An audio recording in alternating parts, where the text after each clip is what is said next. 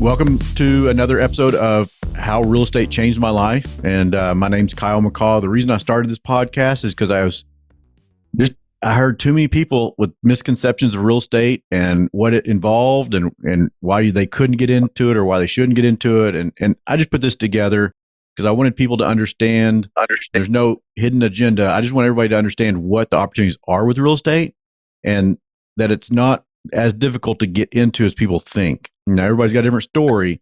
Now, I've got one today with Sutter. I think you have a great story to tell too. I mean, we've met because we've got, your client, but I think you've got a good story because you're in a different state. You're out in California and we're in Texas. Yep. So I'd love to visit with that, but let's get started. Tell us a little bit about you and how you or your family got involved with real estate to begin with. Yeah, for sure. Oh, thank you so much, Kyle, for having me. I appreciate it. So my story kind of starts with really entrepreneurship. So kind of being a young kid, I feel fortunate. My parents put me in the right direction of kind of managing my own businesses and being an entrepreneur. So that first opportunity came, when I was probably about 12 or 13 years old. We had a little bit of land and my dad had an idea, hey, let's buy some cattle and let's put it on our land and you kids are going to run it. So myself, my sister, who was a year younger than me, and my little brother. So we ran this small little cattle company and we started off with about 20 head of cattle and we sold about 15 of them to auction after 8 months after they got to the right weight. And then we kept 5 and our job was to market it around families in our local area. And so at a young age, it kind of taught me a little bit about sales, marketing, talking to people that are much older than I was. And, it was a great experience for me to kind of become my own man at a very young age and learn about business, learn about finances and managing something. And so that was kind of the first itch, which started with entrepreneurship. And then I'd say that kind of led into real estate when I was probably 8th grade. And my parents had bought 3 rental properties in Concord, California. And these properties, Kyle, were disgusting. Like They're you walk great. into them, I love them already. gas mask. Yeah.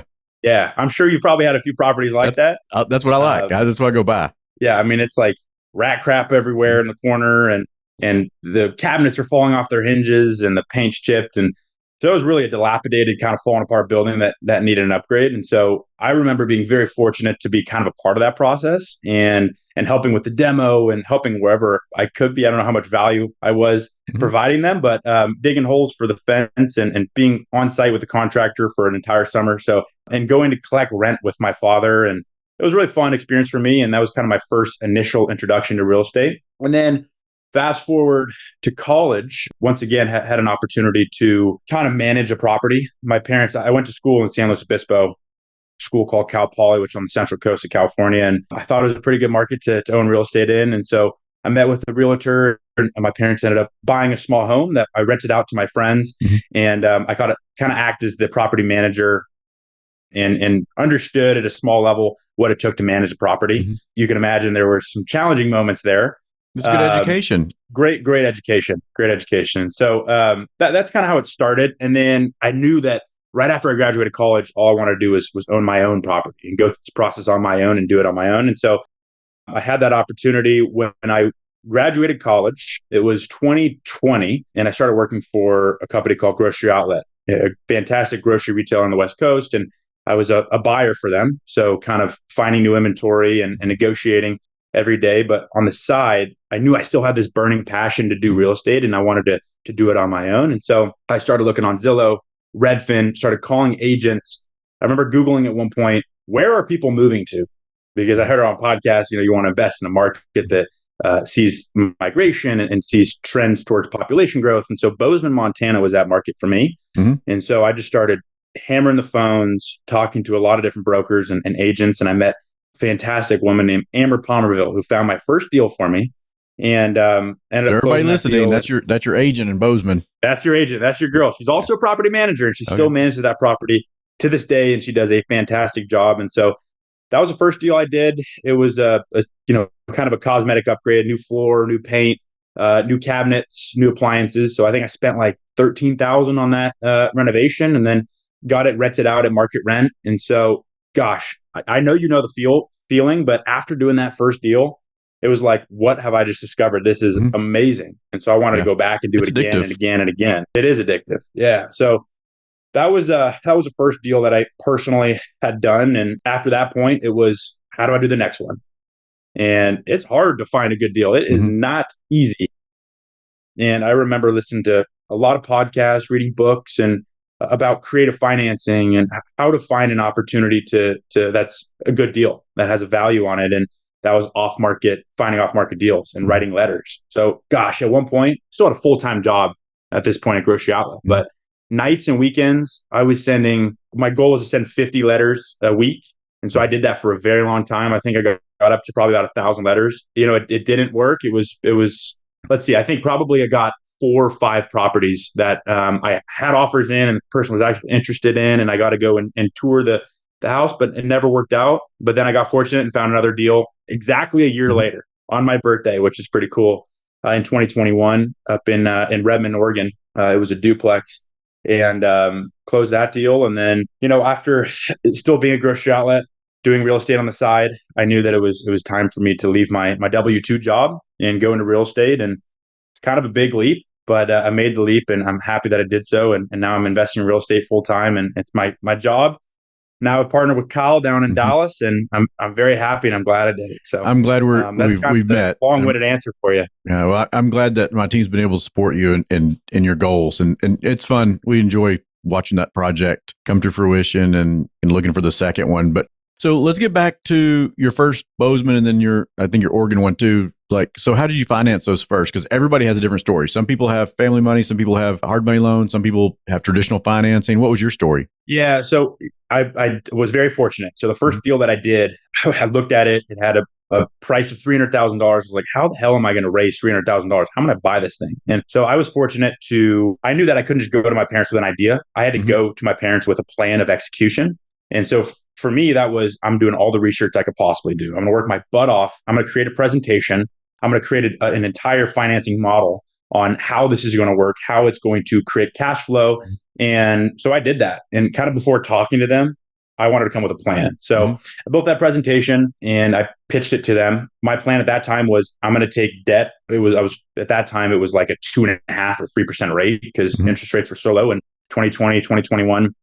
And so I pitched that idea to them, and they said, hey, we love it. We love you taking control and doing this, and go get it. And so that first deal was financed through my parents, where they kind of acted as the bank, a little bit less risky. But they still scrutinized it. I mean, it was not just a blanket like, oh, Sutter's got a great idea, let's just give him some money, and then you went to the arcade and played. No, it was a business plan, and it was something you put a lot of thought, effort into it. And no, that's excellent. Exactly.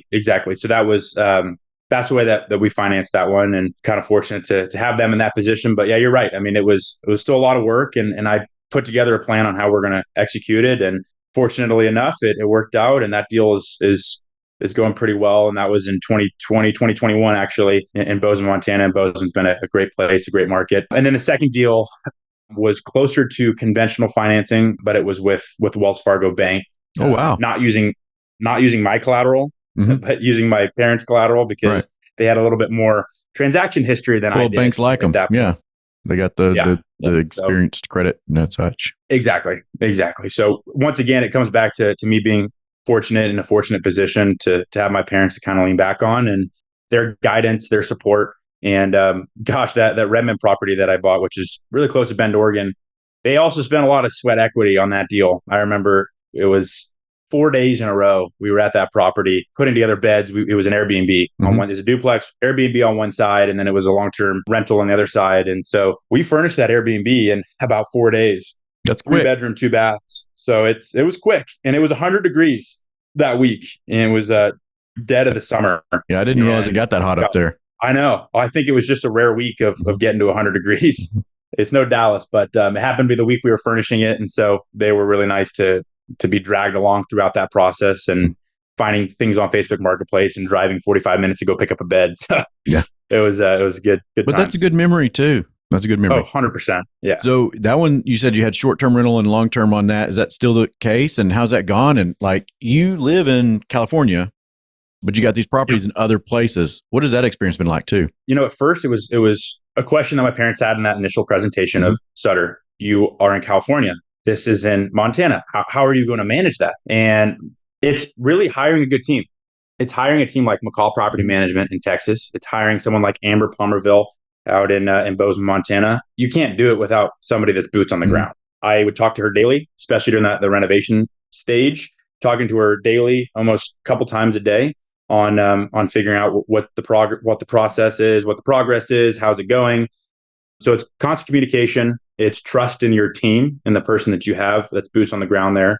And she was someone that I could trust, and I knew I could trust her. And she had a good kind of contractor, handyman who helped with the entire process. And so I'd say that's kind of how I did it. I flew up there to go look at the property before I closed on both of them. That kind of gives you a little bit more confidence on what you're doing. But it's kind of managing from afar, which is possible. And we're fortunate in this day and era to have Zoom and efficient phone communication. So 20 years ago might have looked a little different, but fortunate now with kind of modern technology. Yep. I don't know the number, but we have a significant percentage of our clients are out-of-state clients or out of country. And it's, fortunately today, like we can Zoom, we can email, call, they hop on. DFW is a really cheap place to fly into comparatively to other places. So it's been kind of nice in that regard for my market. Now, tell us, I know what people don't know about where you're at now. So you took another step and you went beyond a duplex and you're into other things. So tell us about that. Yeah, of course. So I guess rewind when I left grocery outlet and I was kind of doing this on my own. My father also left. He was at grocery outlet as well. And he left. So him and I together, we started a company called 5 Bar Enterprises based in Lafayette, California. And we're doing it together. And so I remember, there's a lot of work. Everyone that probably listens to your podcast know how much work there is in closing a deal and doing a transaction. And so for me, it was, hey, when I close a deal on one single family or just one unit, it's a lot of work. If I close a deal and it's 24 units or 30 or 40 or 50 units, pretty similar to the same amount of work, but you're getting a little bit more out of it. And so for me, it was, we can scale this thing. Let's take a step up to the next level and let's do a multifamily asset. At this time, before we made a leap, before I even made an offer on any multifamily property, I heard a quote in a podcast and it was imperfect action beats perfect inaction. Yeah. And that rung with me and like it gave me chills. Remember like just that quote having a big impact on me. And it doesn't just go find the deal, know that it's a good deal throughout your finances, trust the process, hire good people around you, and you will figure it out. Yes, there are going to be problems, there are going to be complications, but I believe that if you're going to have analysis paralysis, you're never going to get a deal done. So it's go in there, imperfect action beats perfect inaction, and just go and do it. And so we went and just did it. We bought a 24 unit apartment in Dallas. And it was a labor of love, and it was a lot of work. 24 units that we had to rehab. I think we've done 18 of them so far, and we've partnered with Kyle's wonderful team in Dallas, and we've flown out there pretty much once a month, talked to their construction team daily. And now we're looking for another one. We've kind of identified another property that's even bigger than than the Carol Ann, which is 24 units. This one's going to be much larger, but I think this is the way you learn is continue pushing yourself, putting yourself in uncomfortable situations. And that's kind of what we've done. So once again, I feel blessed to have my father and my mother, who's also an expert in interior design and kind of the design eye. She's also been very helpful and been out there a couple of times. So having my family there for me and helping me and us with this entire process has been truly remarkable. The whole gist of this podcast is how did real estate change my life?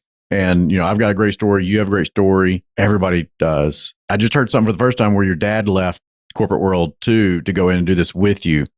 So do you think real estate, like you doing that first deal in Montana, gave him inspiration or a vision to what y'all are doing now? Do you think you helped guide his life direction? That's a good question. I think it was him inspiring me to kind of go and do it.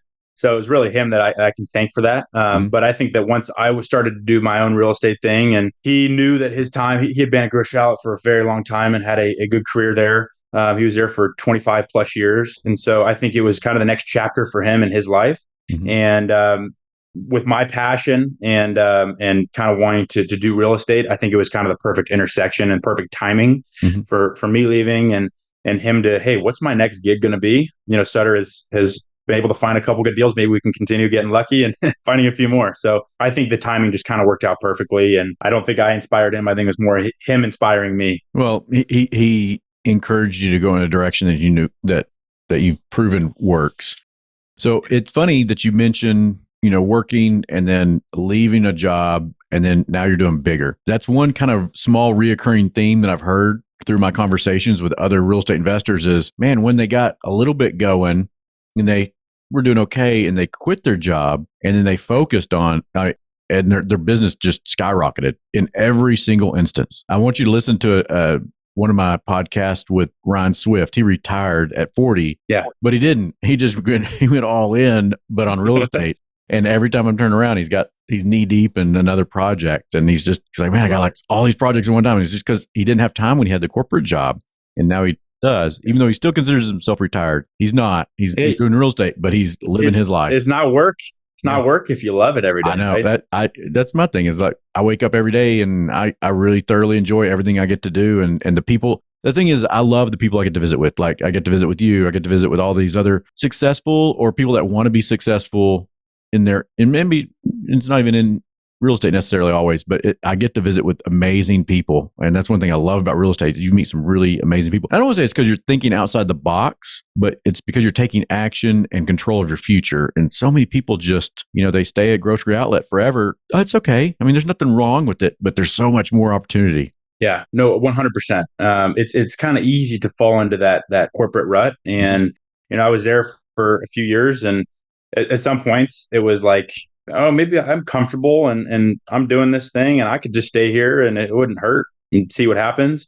But at the same time, I knew that would have driven me crazy and I had to go and do something about it. And every day I had dreams about it. Like that's how you know this thing's serious when you're having dreams about it. Yeah. And no, you're so right. And I think that people in real estate are like-minded. They have similar personalities and the go-getter kind of spirit and that burning in their stomach. And I knew I had that. And I knew when I met other people in real estate, I can feel that same kind of drive that they have. And it pulls you together, which I 100% agree with. I may have to have one of these days when you're in DFW, I'm going to have a How Real Estate Changed My Life podcast meetup so you can meet some of these other gentlemen that have been on. And because I think that'd be an amazing group to get together with because everybody's doing completely different things, but they're all the same at the same time, but they all have the same gut, I guess is the way to kind of put it, and the same mindset and everything. Yeah. It's a drive and enthusiasm and just energy around it. Like I wake up every day and I'm excited to go and do work and think about real estate all day. It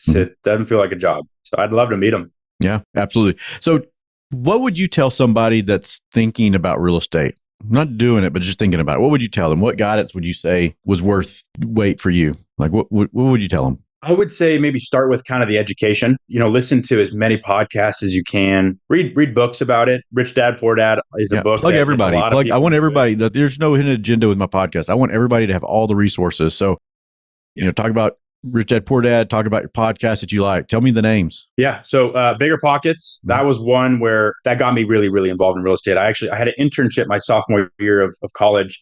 I'm working for a real estate company. We did retail brokerage in San Francisco, and they told me about Bigger Pockets. And so I listened to it on my bus ride, my train ride home every single day. And that's where it started kind of that passion. I was like, damn, this is cool. Like that guy's doing it. He just quit his job. I could do this. And so that's where it kind of started. And that excitement in my heart started fluttering. I would say that if you're interested in getting into it, I'd say educate yourself as much as possible. Read books about it. Listen to podcasts about it. Bigger Pockets is great. Kyle McCaw's podcast is wonderful. Learn about it. And then I'd say just go in and do it. I've talked to a lot of people who are on the fence about it. Oh gosh, I don't know. I have a full-time job. I'd say just kind of stop creating excuses and go and do it. Imperfect action beats perfect inaction, and figure out a way to finance the deal. Get creative. If you either do seller financing, do seller financing. Find a market you feel comfortable in. Learn every single thing about that market, about that area, about the comps. Meet with people. Just go out and go do it, because if you keep talking about doing it, you're not going to get something done. Yeah. Never do it. And that's the thing is like, what's the worst thing that's going to happen? Like, so let's talk this out. So your Bozeman property, what's the worst thing that would have happened when you bought that? The worst. I couldn't get it rented out. There was a flood. The roof goes in. Yeah. I mean, there's some bad things that could happen, but you have insurance for that reason, right? You have a property manager who is good at her job, and you have to trust her to get it leased for you. Yeah. So you kind of walk through all the scenarios in your head and it keeps you up at night and it stresses you out. But trust that process and trust the team that's around you and trust your numbers and your due diligence that you spend a lot of time on and be confident in that deal and start small. You don't have to go to a big multifamily property. Start on a $200,000 small single family home in Alabama or somewhere. You know, you don't have to be in your backyard either. That's the thing I tell people is when I first started getting started and I was in San Francisco, California, I looked around at real estate prices and I was like, how the hell am I going to afford? The cheapest thing here is like $500,000. How am I going to afford to buy a property that price? You don't have to be in your backyard. You can go wherever to do this. It's just create that team, set up your structure, and go out, fly out there and do a trip and get boots on the ground to kind of understand that market. Take a vacation that you can write off on your taxes. Exactly. Yeah. So what did everybody else think about it? So obviously you had supportive parents, but what did, the other folks that you went to college with, what did they think of? What did your actions make them think? Did they think Sutter's crazy or Sutter's smart? What were they thinking? I think it was a little bit of, wow, he's crazy. But we're used to this. We've seen this before. Okay. I've definitely been someone that's kind of impulsive and I have an idea and I want to go tackle that idea and I'm going to go full swing into it. So my roommates were like, wait, what did you just say? You bought a house? Yeah. What? You're living in an apartment right now. What do you mean you bought a house? Oh, no, I'm renting out. It's a rental property. This is an investment opportunity. So they're just asking kind of the questions that people don't understand real estate ask. And I guess it was kind of a lot of confusion from my direct friends. And then for the most part, I didn't want to talk about it because I didn't want to be the guy who's 22, 23 years old and I have a rental property. I just didn't want to have that stigma or have people asking those questions. So I didn't really talk about it that much. Talked about it with people that I knew had an in real estate and were interested in real estate. And I love talking about it. But yeah, I'd say people thought I was a little bit crazy. Yeah. By not talking about it, cushioned you from the negativity or I'm going to say negativity, but the stereotypes that they already hold that they don't understand all of the pieces. But when you talk to people that are in the business and they're doing it, you want to talk to people that have been there, done that.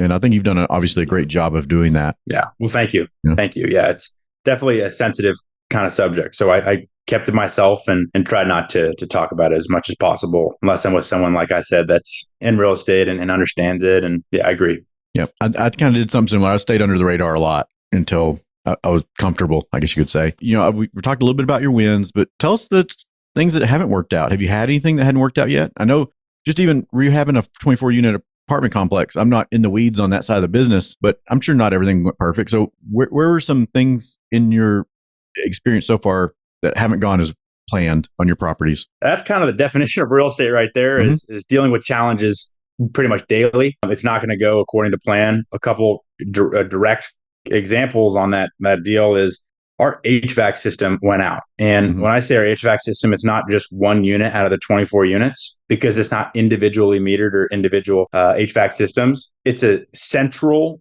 chiller boiler system. So when the system goes out, your entire 24 units go out. And let me remind you, this was actually in August in Dallas, Texas. So if you haven't been to Dallas, Texas in the summertime, it's very hot. So you have not just one tenant complaining, but you have 24 tenants complaining. And it went out right before we got so it's something I haven't talked about yet, but we have a rental arbitrage kind of model where we take people who furnish Airbnbs and they have a master lease with us as the owner and they sign a lease for, call it $200, $300 above our long-term conventional market rate. Yeah. And they're paying us a little bit more. And then they take a spread on getting at least on nightly rates, or maybe they do a week stay or they have a midterm stay. But my point is they had just moved and they moved into 4 units and they were excited about it. And guess what happened? Well, the HVAC went down. And so they didn't have any AC. So they're really uncomfortable. They have Airbnb clients canceling. And so the stress that they were under, I felt even more because I have other tenants that are complaining. So it was a perfect storm. It was a stressful few weeks. And, it didn't actually resolve itself within a day. We had 4 or 5 phone calls a day with our contractors and we were trying to get it resolved. And it was one solution. Oh, it's working now. And then an hour later, it would go down again. Oh, it's not working anymore. Let's try another solution. So we upgraded our electrical panel. We fixed and replaced a water pipe. We tried all these different solutions and finally one of them stuck and it worked. And now it's perfectly fine. It's working again. And actually it's funny. I got a call this morning or I got an email this morning that says the heater doesn't work in that same building. So yeah, I think I turned my heater on for the first time battle recently. So yeah, there's so many benefits of having a multifamily property, and then there's a couple little things like that kind of make it tough. 100%. And then those are the ones that go in the news, like, oh, my evil landlord cut off my AC. No, it went down just like everybody else's. 100%, 100%. And it's stressful, but it's a learning opportunity as well. And on my next deal, we're going to avoid buying a central HVAC system. We're going to look for something that's individually metered and individual systems. So,